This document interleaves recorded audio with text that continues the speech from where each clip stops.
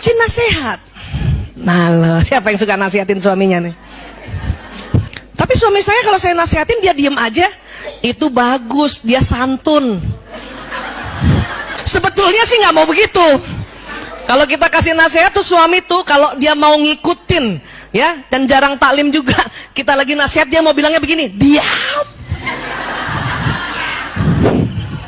Cuman karena santun. Itu lagi yang dicatat oleh malaikat sebagai amal solehnya itu. Masya Allah, Masya Allah, Masya Allah.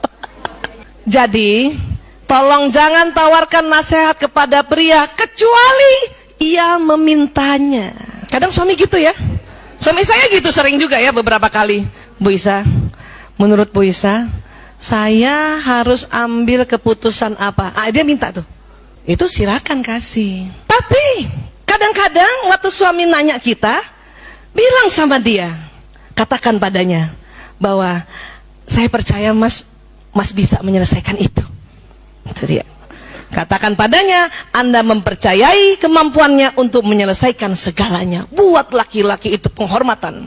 Saking kepengen apa yang kita dengar nasihat dari kalau kita pergi taklim atau pergi kemana, ingin sekali kita nasihatkan suami supaya sama gitu ya. Tapi ternyata pria tidak mau begitu. Kenapa? Otak kanan pria adalah otak solusi. Makanya kalau pria kita lihat suami kita pulang, atau anak laki juga ya, dia pulang, datang, duduk, kita cuma tanya, Abi capek ya? Kan gitu. Iya. Udah. Kalau mau ngomong, panggil aku ya. Ya. Kasih aja minum, udah tinggalin. Kenapa? Laki-laki yang sedang ada masalah, ya, dia akan duduk, dengan memandang sesuatu tempat gitu. Kelihatannya kayak nonton TV padahal enggak. Kenapa? Dia sedang mencari solusi lewat otak kanannya. Gak usah ribut. Iya, kita suka gitu. Mas, Mbok ya cerita sama aku. Aku kan istrimu, ibu dari 5 anakmu. Kita sudah 26 tahun berumah tangga. Udah mau bilang teriak lagi tuh suami, diam. Tapi mau dapat pahala jadi diem. Anak laki-laki juga begitu. Anak laki-laki dia marah nampaknya. Kenapa nak? Enggak. Oh ya udah, kalau nanti mau ngobrol panggil ibu. Dan kalau laki-laki sudah datang sama kita dan dia cerita, berarti sudah ada solusinya. Jangan biarkan ngambang. Karena anak laki-laki cerita. Kita, oh gitu, oh gitu. Ending harus tanya. Terus apa yang kamu dapat solusinya? Gitu. Dia senang sekali itu. Sampai sini bisa paham, Bu? Ya, oke ya. Lanjut lagi. Ada satu lagi penyakitnya laki-laki, senang kentut depan istrinya. Ya. 96% laki-laki senang kentut depan istrinya. Itu adalah romantisme. Kita langsung kita walaupun bau nggak bau, pura-pura bau. Ih, bau. Itu. Nanti dia gitu suka colek. Allah. Iya nggak sih? Kita suami kita laki semuanya. Bayangin, murah mencari romantisme. Tunggu dia kentut. Tapi dengan adanya ilmu pengetahuan ini, naik kesadaran kita bahwa yes, inilah romantis. Apa? Sudah kentut. Itu unik sekali itu. Masya Allah, ya Allah, ya Allah. Laki-laki karena otak tengahnya lebih tipis, maka laki-laki kalau mengerjakan sesuatu di depannya, dia cepat konsentrasi. Setelah 10 menit ke atas, bapak-bapak itu laki-laki konsentrasi. Pada saat konsentrasi, pendengaran menurun. Makanya laki-laki hanya dapat melakukan satu pekerjaan dalam satu waktu. Contoh paling sering ini adalah, ya, ketika pria membaca koran atau nonton TV dan pegang gadget, ia tidak dapat mendengar apa yang wanita katakan padanya. Berapa kali Bu kalau bapak lagi nonton gini ibu panggil? Baru dengar? Pasti berkali-kali. Kenapa? Bukan bapak sengaja tidak dengar atau anak laki-laki sengaja tidak mendengar. Memang sedang konsentrasi, pendengaran menurun karena konsentrasi. Saya punya anak 4 begitu kan. Kalau dia main PlayStation kompak sekali. Pernah suatu ketika sedang saya pulang dari seminar, lihat anak saya main. Assalamualaikum. Lanang, prio, kakung, jaler. Dia tidak nengok, tidak dengar. Ibu-ibu Pak, kalau sudah begini, anaknya tidak menjawab, suaranya naik setengah oktav. Tapi berusaha masih senyum.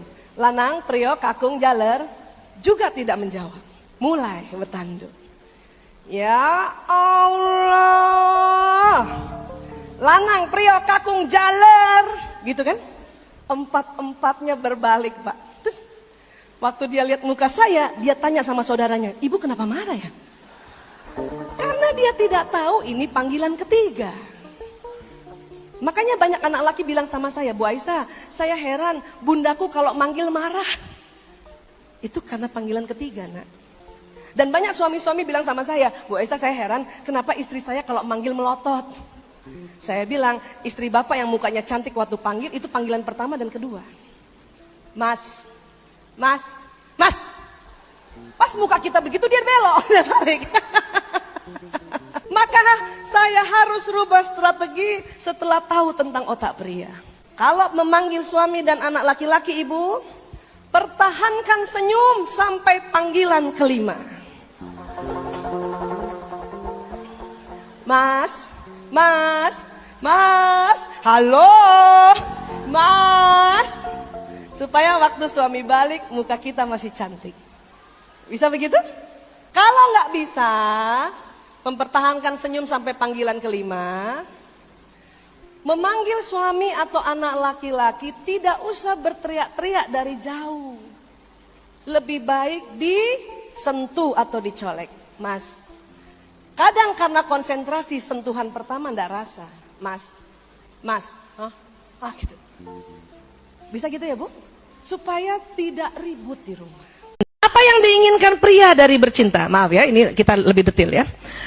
Rupanya pria pada saat hubungan intim suami istri itu adalah pembebasan ketegangan yang menumpuk karena pekerjaan seharian di luar. Dia ingin lepaskan dengan pencapaian orgasme. Jadi kalau udah lepas tegangnya, baru dia bisa kasih cinta sama istrinya. Bisa paham Bu?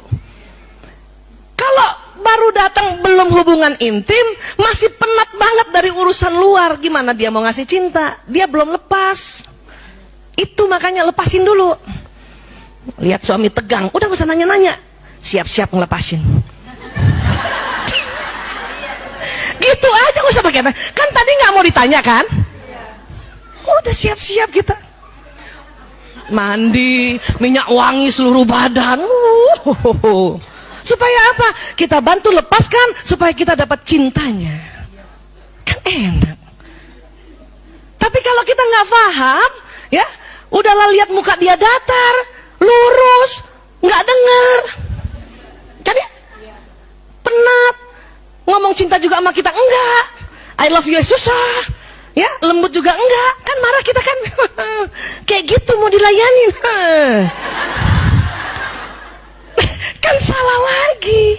Apa yang diinginkan wanita dari bercinta? Wanita justru merasa harus membangun ketegangan dalam waktu yang lebih panjang dan berbagai persyaratan, yaitu perhatian dan pasangannya dan bicara. Kita baru mau hubungan intim kalau dari pagi udah diajak ngomong, ya, udah dibelai-belai, udah diperhatiin, mau dengan rela. Tapi dengan anatomi otak pria yang seperti itu, ya, otot wajah yang seperti itu, ini akan nggak ketemu. Lingkarannya jadi kayak lingkaran ini gini, iya lagi, ya kan? Iya.